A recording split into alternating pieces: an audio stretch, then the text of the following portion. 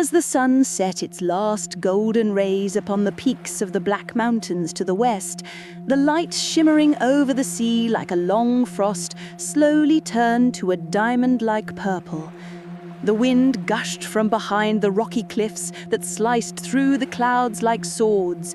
The cries of low-flying seagulls reminded the lonely keeper of Eleanor Lighthouse of the refrain of an old song. That keeper was Caelon Eledwen, a name known to few on the continents, but marked like a star on sailors' charts.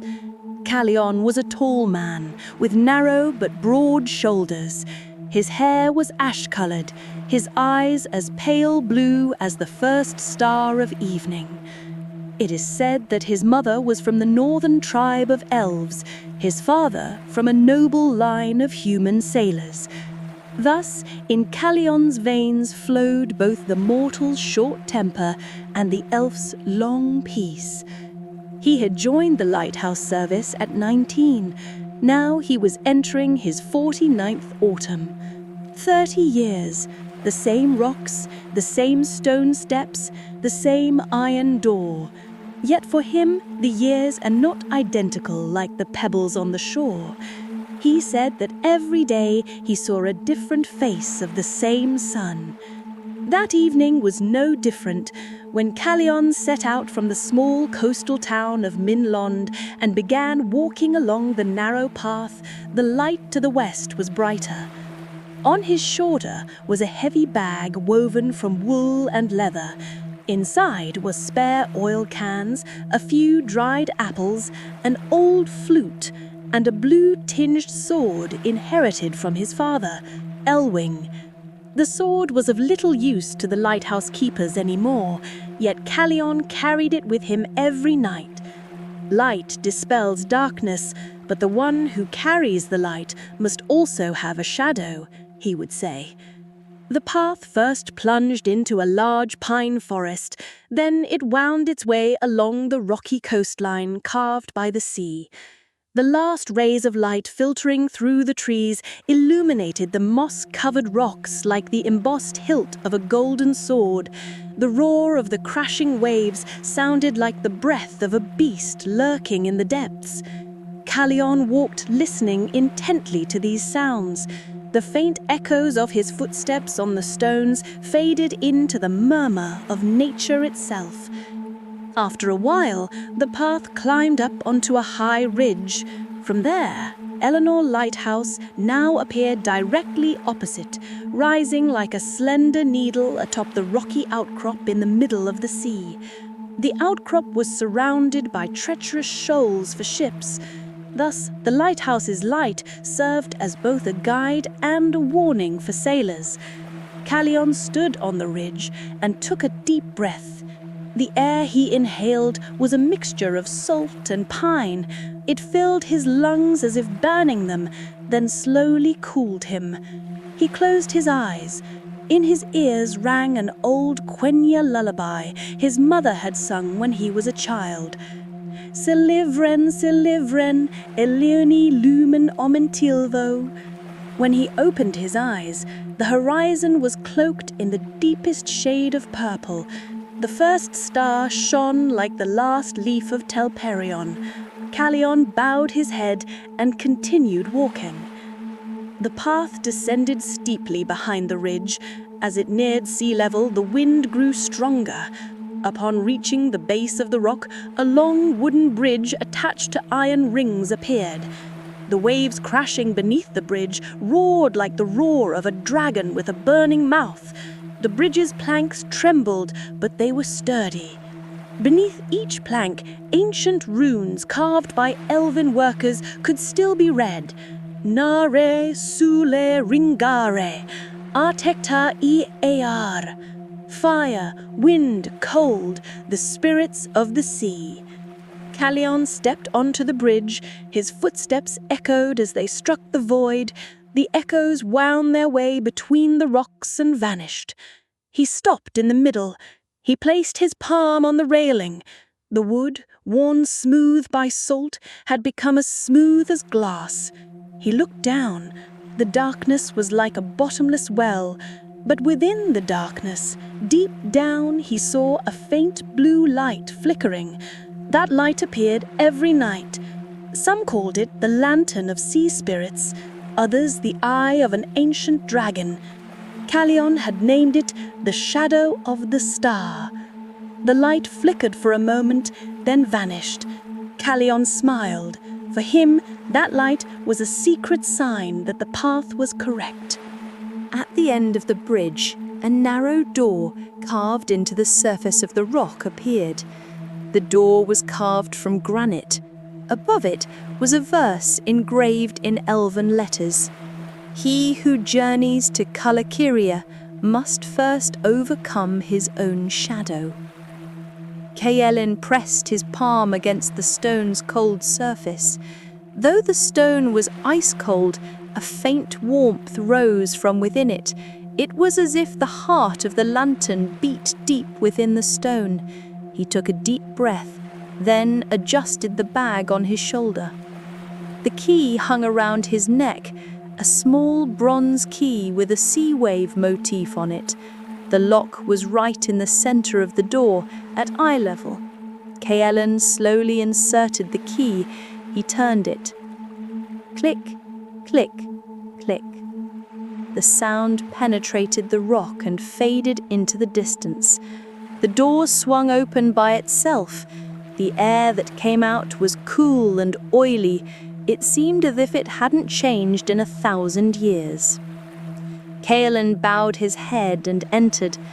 The corridor wound its way upwards.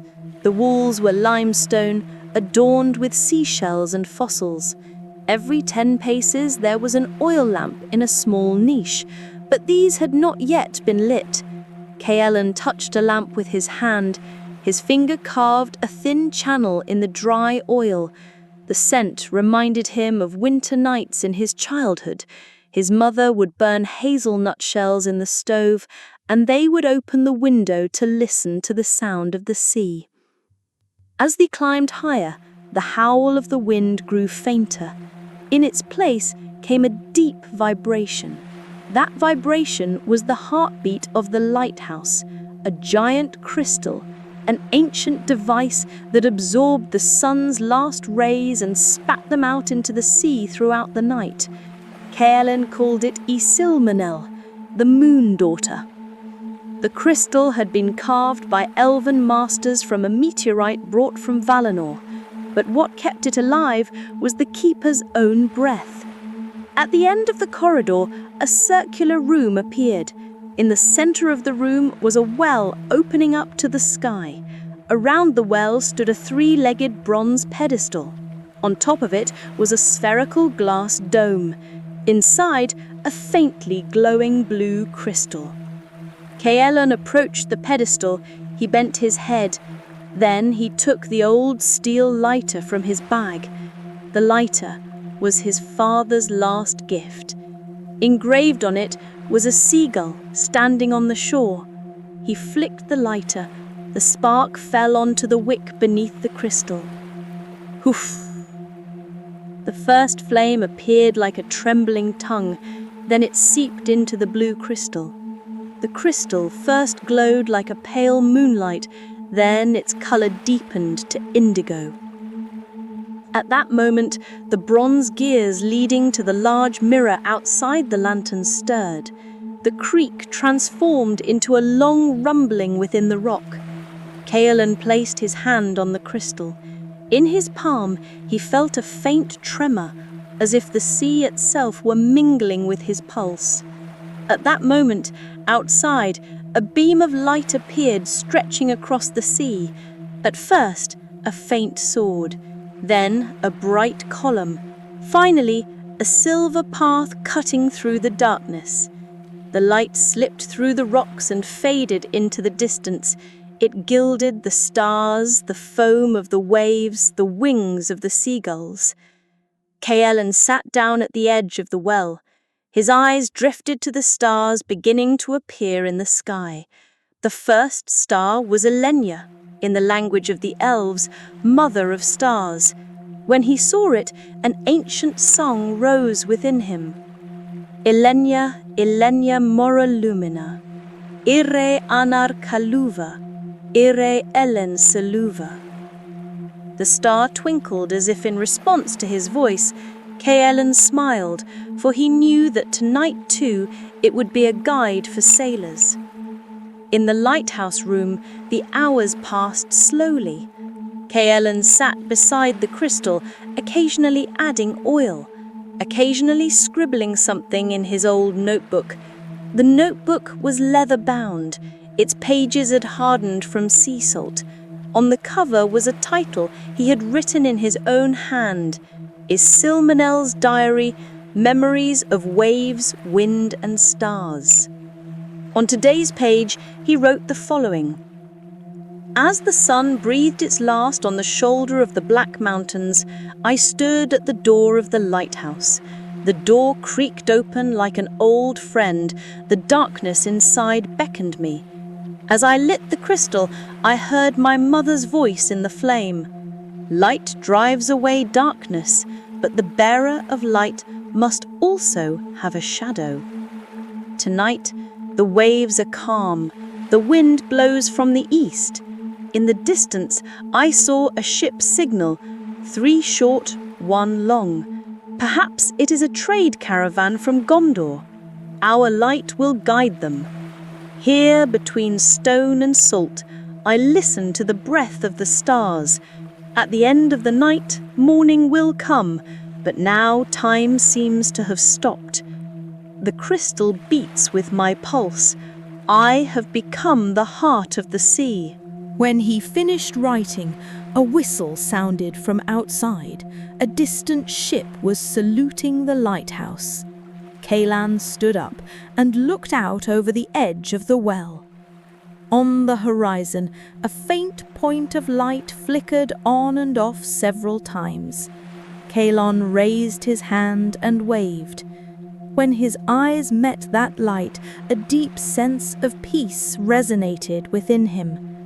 "Namarie," he whispered, "may the stars be with you." Then he sat down beside the crystal. His eyes drifted to the sky where the stars were unfurling. The lantern's light, the silver path stretching across the sea, flowed into his eyes. There, old songs, forgotten names, and dreams of lost ships were hidden. And so the night moved on silently.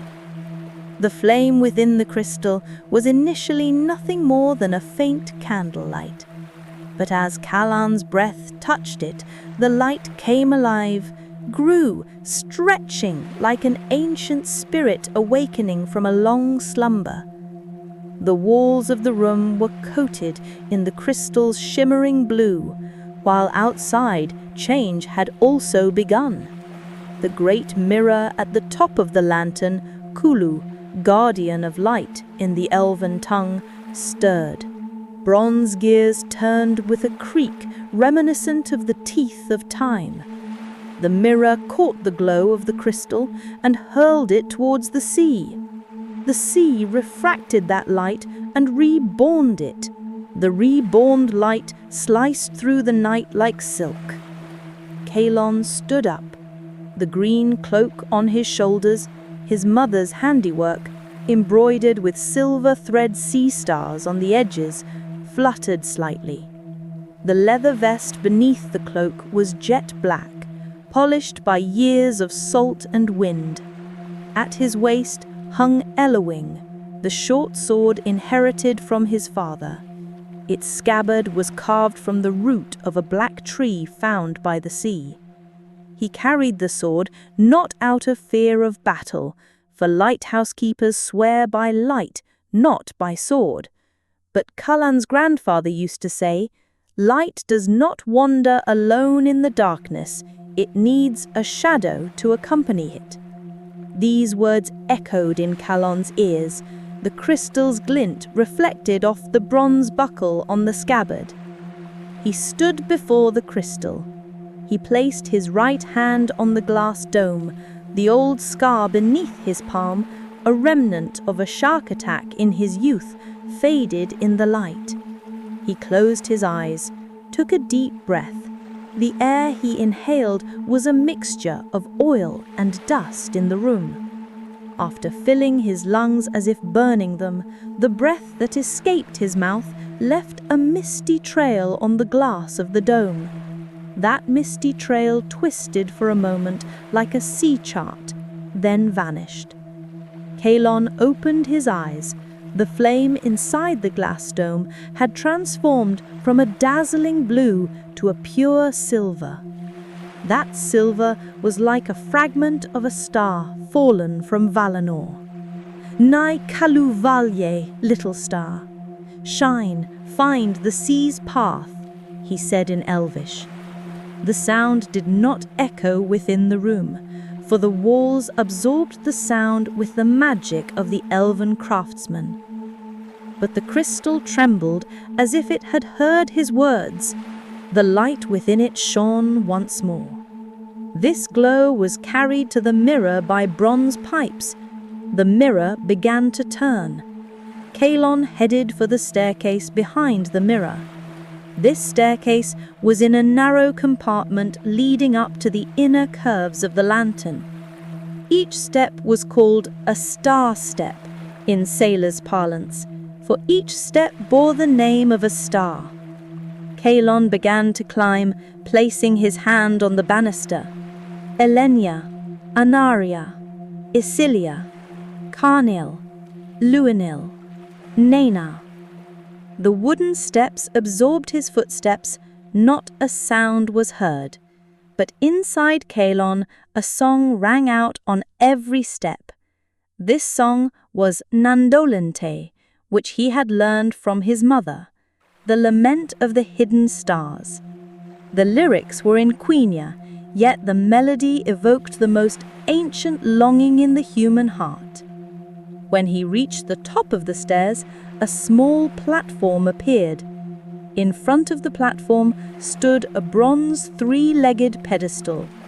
On top of it was a large crystal sphere. This sphere was the lantern's true eye, Isilmenel. Its diameter was too large to be embraced by a person's arms.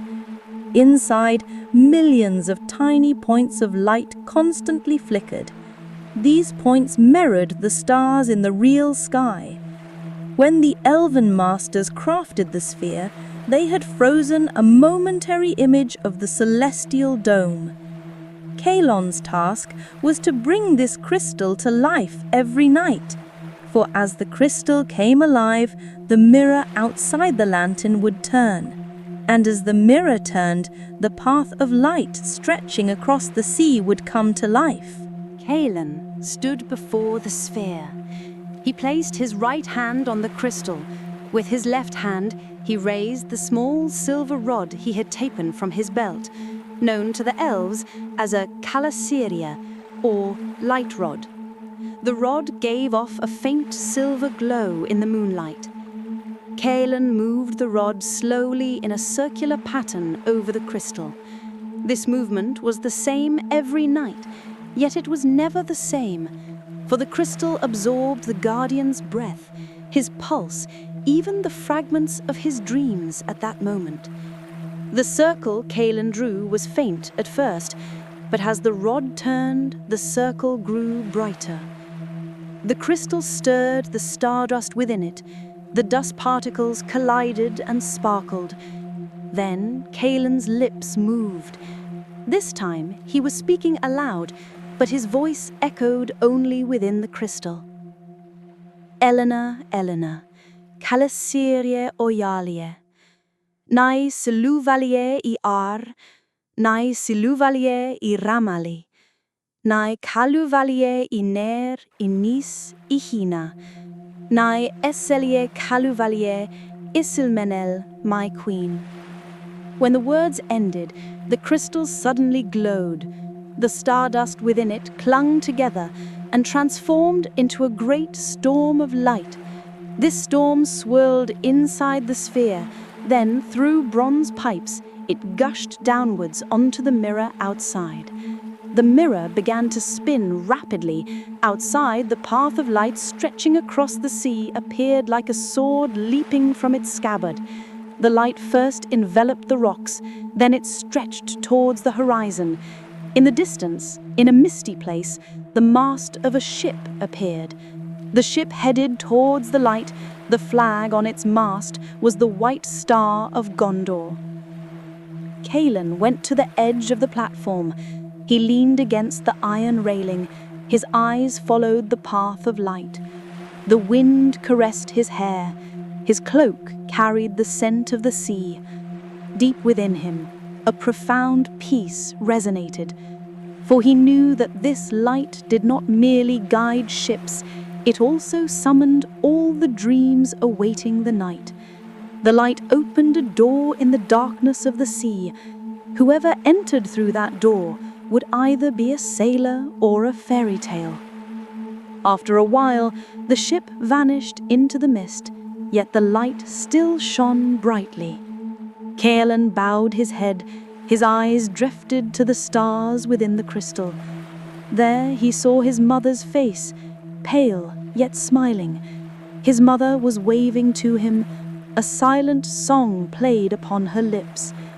Caelon smiled, for he knew that this vision was a trick of the light, yet it was also truly his mother's spirit, for in the magic of the elves, light and spirit were inseparable. Then Caelon turned back. As he descended the stairs, a star went out on each step. But this fading brought not sorrow, but peace, for he knew that come morning the stars would rise again. When he reached the bottom, he stood before the crystal. He bowed his head. Tonight the light had awakened, but the story was only just beginning. For the keeper of the lantern did not merely light the flame, he also listened to all the sounds, all the dreams, all the tales that accompanied it. Caelon threw his cloak over his shoulder and stepped out of the room. The corridor was dark again, but this darkness was no longer empty. Within it, the heart of light beat. The sound of the sea echoed in waves. Caelon headed towards the small door at the end of the corridor. As the door closed behind him, the light inside mingled with the night outside. And so, Eleanor Lighthouse shone alongside the stars, guiding all the souls about to fall asleep upon the sea. Night had settled silently around the lighthouse. The sky was clear. The stars shimmered as if scattered across a trembling cloth by a giant hand. Caelon had stepped out onto the outer platform. His feet were bare because the keepers of the lighthouse never severed their contact with the earth. A man can only carry his own shadow barefoot, the old masters used to say. The stones still retained the last warmth of the daytime sun, but the salt upon them left a misty layer with the cool of the night. Caelon felt that layer with his fingertips. He took a deep breath. The air he inhaled was a mixture of salt, seaweed, and pine. He filled his lungs, then slowly exhaled. At that moment, the sound of the waves grew louder. First it came from afar, hush. Then it drew nearer, hush, rah. Then it hit the rock, thum, and retreated, shh. This sound was the same every night, yet it was never the same because each wave carried its own story. Caelon sat down at the edge of the platform. He dangled his legs. His toes were getting wet from the droplets splashing into the water. He closed his eyes. His ears began to listen to the language of the sea. The first wave was like an old friend. In its sound, Caelon heard his childhood. The first storm he had heard while sitting on his father's shoulders on the shore of Minlond. The wind was breaking the masts. The waves were kissing the stones in the harbour. Caelon had been afraid back then, but his father had whispered in his ear, "Do not fear, son. The waves are the heart of the sea. The heart lives as long as it beats." Now that same heart was beating before him. The second wave brought youth. He was 17, boarding a ship for the first time. When the sails unfurled, the waves embraced the ship's bow, and foam splashed onto Caelon's face. Back then, his eyes were bright, for the world was a boundless map. Now that same map lay in his palm, but the boundaries were drawn by the stars. The third wave carried her mother's voice. Her mother was singing in Quenya, Nai liruwante iar, nai siluwante ieleni. Let the waves sing, let the stars shine. The sound dissolved into the water. Faint blue lights emerged from among the foam. Caelon had heard his mother's voice in this wave. From that day on, the sea had become a singer for him. The fourth wave brought a ship from afar. The flag of Gondor fluttered from the ship's mast, but the flag was torn and faded. Caelon saw the ship's name in the wave, Earwing, Sea Wing. That ship had been lost in a storm 10 years earlier. Caelon's father had been on that ship. As the wave carried the ship, a tear rolled down Caelon's cheek. When the tear reached his lip, it met the salt. The bitter turned sweet, for the wave carried his father's voice. Son, I have always been with you. Light is with you. Darkness is with you. I am the waves. The fifth wave came silently. Its sound was like a breath. Caelon opened his eyes. He saw the lines left by the receding water on the stones beneath the platform. Those lines seemed to tell the story of life itself, coming, crashing, receding. He traced those lines with his fingertips. The lines came to life under his fingertips, then they vanished. For the wave erased its own trace, yet the stone it left its mark upon was eternal. The sixth wave rose suddenly.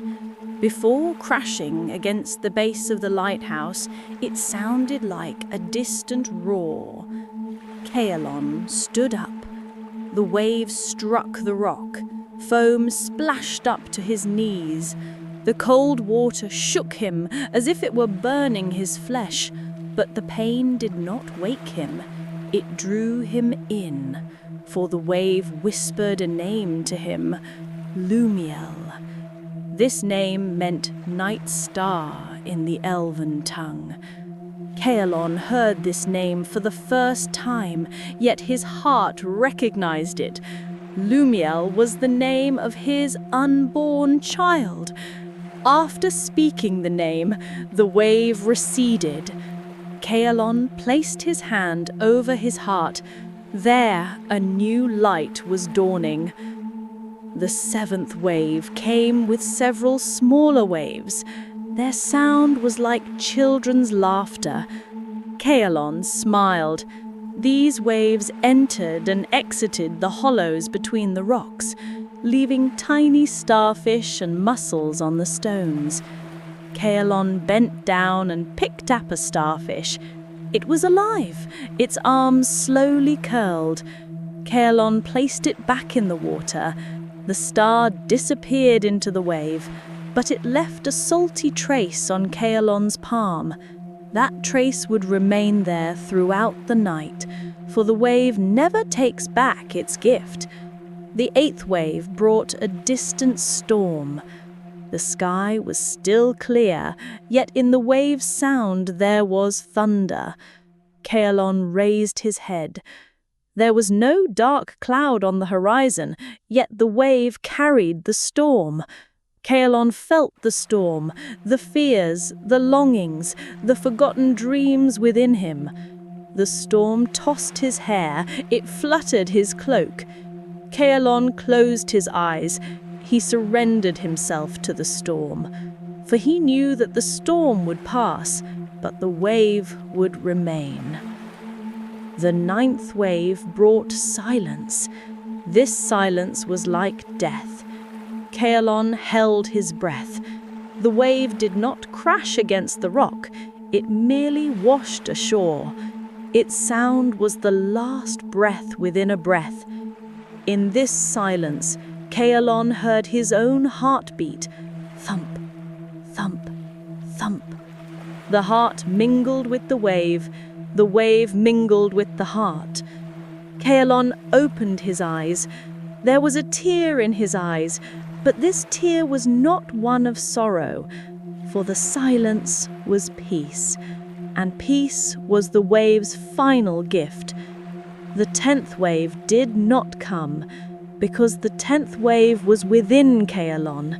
That wave was his breath, his heart, his dream. Caelon sat on the edge of the platform and dangled his feet in the water. He closed his eyes. His ears continued to listen to the song of the waves.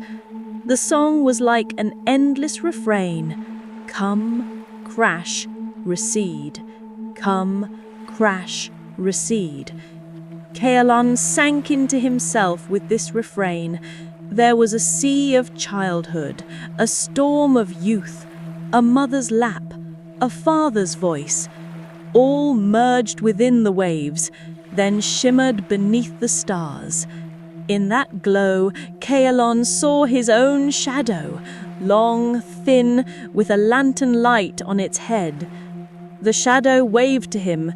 He waved back to the shadow, for he knew that the shadow was the light's most faithful companion. After a while, the moon rose high. The moonlight formed a silver path across the sea. This path merged with the light of the lighthouse, then vanished on the horizon. Caelon raised his head. The moon was directly opposite him, bright, cold, like an old acquaintance. He greeted the moon. Isil, Ara Niña, moon, my queen, you accompanied the song of the waves. Now I shall accompany you. Caelon stood up. He threw his cloak over his shoulder and stepped down from the platform. The stone steps absorbed the sound of his footsteps, but the sound did not disappear among the waves. For now, Caelon's footsteps were part of the song. That song would continue throughout the night, for the waves never stopped.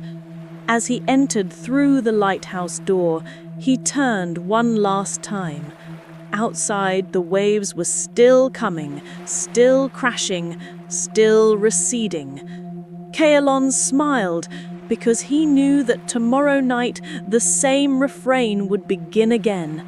But each refrain would carry a new story, and those stories would reach Caelon's ears, extending into his dreams. As the door closed, the light inside met the waves outside. Light and water mingled for a moment, then they merged into the night, and the night deepened in their embrace. Caelon climbed the stairs. He stood before the crystal. He placed his hands on the warm glass. His eyes drifted to the stardust within. There the song of the waves still echoed. Come, crash, retreat. Come, crash, retreat. Caelon bowed his head. His eyes closed, and in that silence the song of the waves descended into his heart. His heart beat in time with the song. Thump, thump, thump. The waves outside, the heart within, light between them. And so the night progressed. The sky was cleaved by the crescent moon's blade. It was a shimmering piece of mother of pearl, opening a trembling path across the sea, stretching all the way to the lighthouse. Caelon rose from before the crystal. He stepped out onto the outer steps. His feet were bare, his cloak draped over his shoulder, his hair bathed in silver light. The moon was an ancient goddess to her. Her mother had taught her its name, Isil, fair-faced, cold-breathing. That night, Isil seemed to have descended, leaning over the peak of the rock. Caelon raised his hand, light poured into his palm. It was cold, but not burning. Rather, it was a peace that mended all the broken pieces within him. He whispered, "When you come, the wave grows still. The wind turns gently. You are the one who names the night." The moon did not answer, but the path across the sea narrowed, then widened again. For a moment, a small boat appeared in the distance on that path. There was no one rowing, only the moonlight had become a sail, dragging the boat towards the lighthouse's base. Caelon descended the stairs. When he reached the edge of the rock, the boat came to a halt directly before him. Inside was a box covered in seaweed. He bent down and picked up the box. When he opened it, a faintly glowing starfish emerged. The star trembled once in his palm, then faded away. That faint light was his mother's last breath. Caelon knew it. A tear rolled from his eye. The drop fell into the box. The box closed and sank into the sea. The moonlight found its way, and the boat returned. Caelon bowed his head. Now Isil was both protector and witness. As the moon rose higher, the lantern's light grew faint, for the night was now revealing its own face. Caelon turned and went inside. As the door closed, he glanced back one last time. The moon shone brightly in the middle of the sea. The light breaking on the wave crests transformed into thousands of silver fish. Those fish would circle the lighthouse all night long. Until dawn, they would accompany every dream that drifted off to sleep. The moon was high in the sky. After the light had steadied, the wind also slowed. Caelon opened the small window on the upper floor. The scent of the sea flowed into the room. The first sound came from afar. Hoo-hoo! Hoo-hoo! It was the call of a cuckoo. The sound echoed off the walls of the lighthouse, bouncing between the rocks. Then the buzzing of a seagull. Then the flapping of a small albatross's wings. The birds were piercing the night. Their silence was shattered by the lighthouse's light. Caelon opened the window wide. He stuck his head out.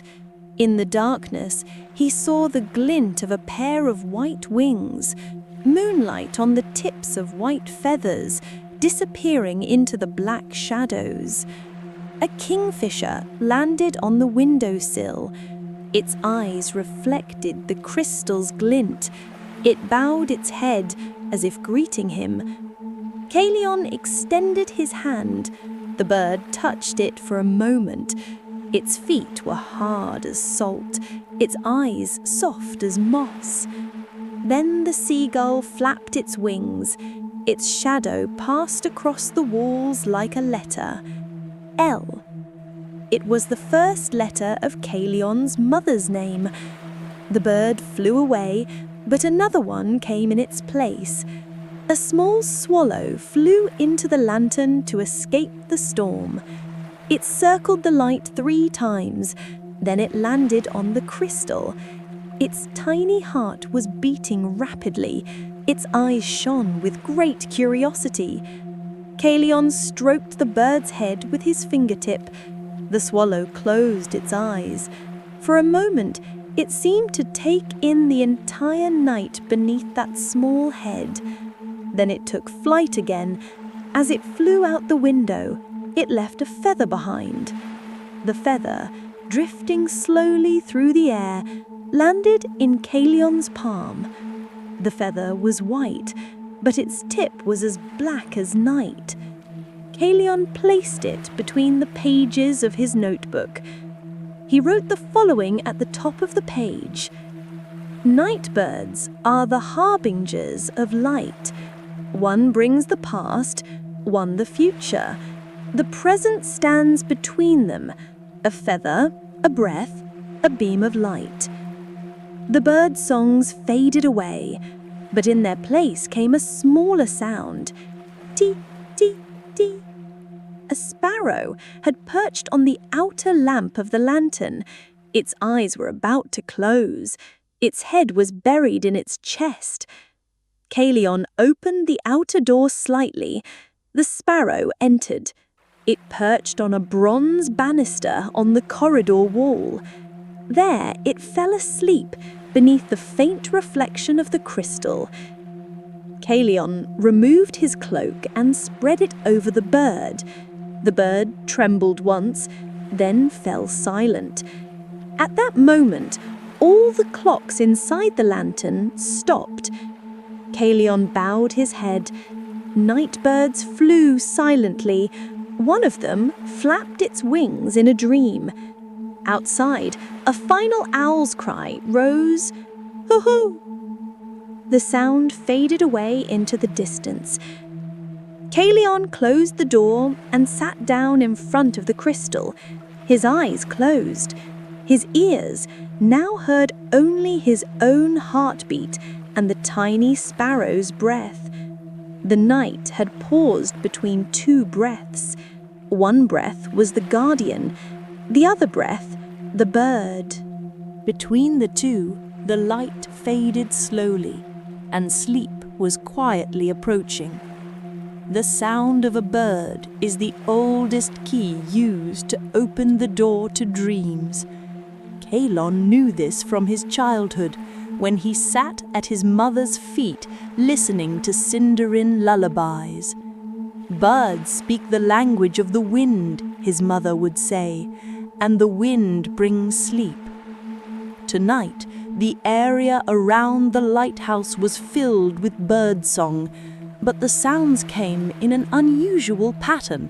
First, from the deepest darkness, just beyond the horizon, came the cry of an owl. "Hoo-oo, hoo-oo." The sound echoed through the hollows of the rocks like the long, faint note of an old trumpet. Caelon opened the small window on the upper floor. He stuck his head out. His eyes could see as far as the night would allow. His ears could hear even further. The second sound was closer, the flapping of a bat's wings. Whiff, whiff. The air parted with the great bird's wings, then closed again. The raven passed directly through the center of the moonlight for a moment. The shadows passed across the walls of the lantern like a giant letter L. Caelon's mother's name was Luthiendi. That letter reminded him of his mother's voice. The third sound came from inside the lantern. A small swallow had slipped in through the open square window. It circled the light 3 times, and with each turn, a rainbow formed on the crystal's surface. Then it landed on Caelon's shoulder. A flutter of the heart was felt as a slight tremor, as if the guard had touched the handle. Caelon stroked the bird's head with his fingertip. "Hello, Snowdrop Wing," he said.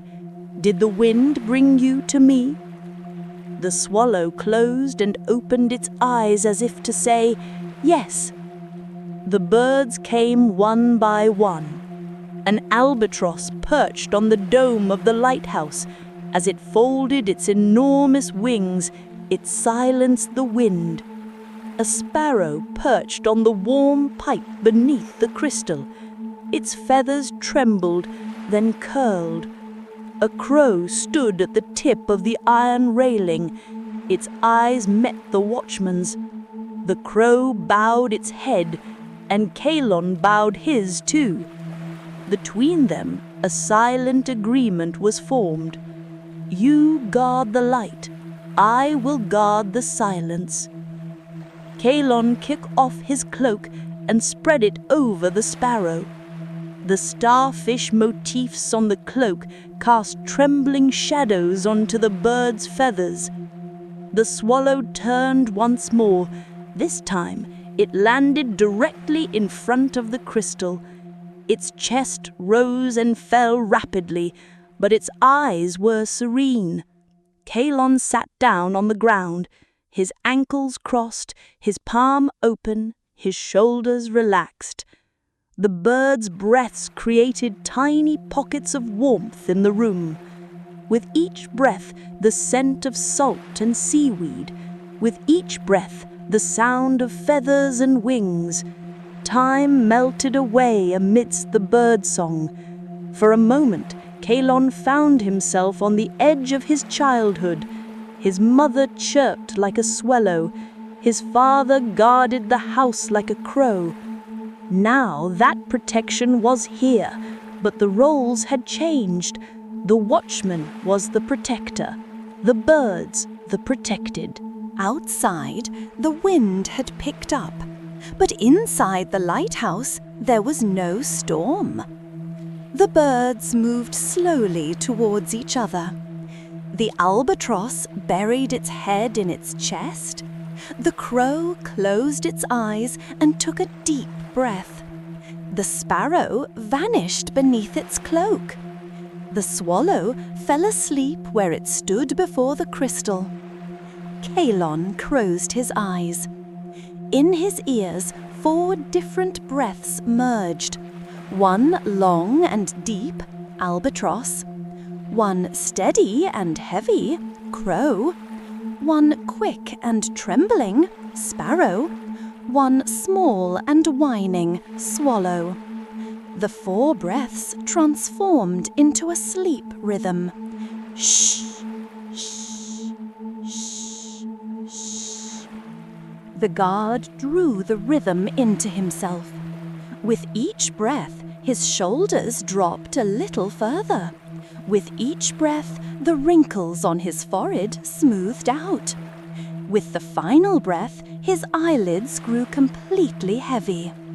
The dream slipped through the breaths. Caelon saw himself flying. His wings shimmered in the moonlight. But the wings were not those of a bird, but the wind itself. As he flew, he left a silver trail across the sea. The trail continued unbroken over the waves. Below, the lighthouse's light pulsed like a trembling heart. Within that heart, a small swallow was sleeping. Caelon descended. He landed beside the swallow. He stroked the bird's head. Its feathers were cold in the moonlight, warm in the shadows. The swallow opened its eyes. In its eyes was not the reflection of a human, but of a star. The star looked at Caelon, then spoke. Night ends beneath my wings. You will sleep beneath me. When morning comes, I will depart, but my shadow will remain upon your shoulder. Caelon bowed his head. The swallow spread its wings. Each feather transformed into a beam of light. The light swirled around Caelon, then it seeped into him. The guardian closed his eyes, but this time, instead of darkness, he saw a soft silver cloud. As the first blue of dawn crept towards the edge of the sea, the birds awoke.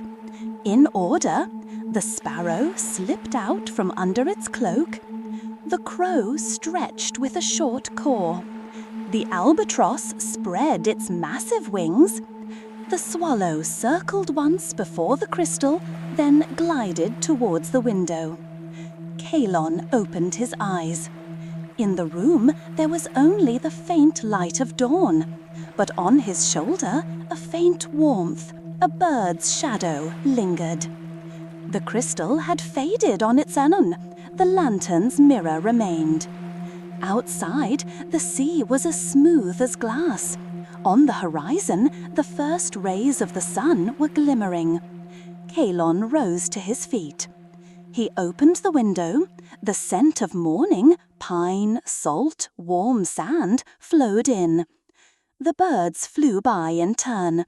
Swallow, albatross, crow, sparrow. Each circled once, then vanished. The last bird was a swallow. As it flew, it left a feather behind. The feather drifted in the morning breeze and landed in Caelon's palm. It was white. Its tip was faintly silver. Caelon pressed the feather to his heart. He took a deep breath, then opened the door. Outside the lantern, night had fallen and morning had risen. The light now belonged to nature. The watchman's duty for the night was done. The final glance. Caelon turned once more before closing the door. The crystal pale, the room silent, the stones warm. But on her shoulder a bird's shadow. In his heart a feather's trace. In his ears the rhythm of 4 breaths. That rhythm led him down the stairs. He locked the door, crossed the bridge, walked along the path. Behind him the lantern was slowly fading. Ahead of him the village was waking up. But now the lantern was no longer just stone and light. Inside, a swallow was sleeping, holding a feather, a dream, a song. Caelon knew as he walked, the night would return. The wave would crash again. The light would be lit once more. But with every turn, he would add a bird's wing to his shoulder, until one day he too took flight, along the silver path over the sea and fly away. And when that time came, the lighthouse would not cease, for every bird carried a guardian within. The light would shine forever.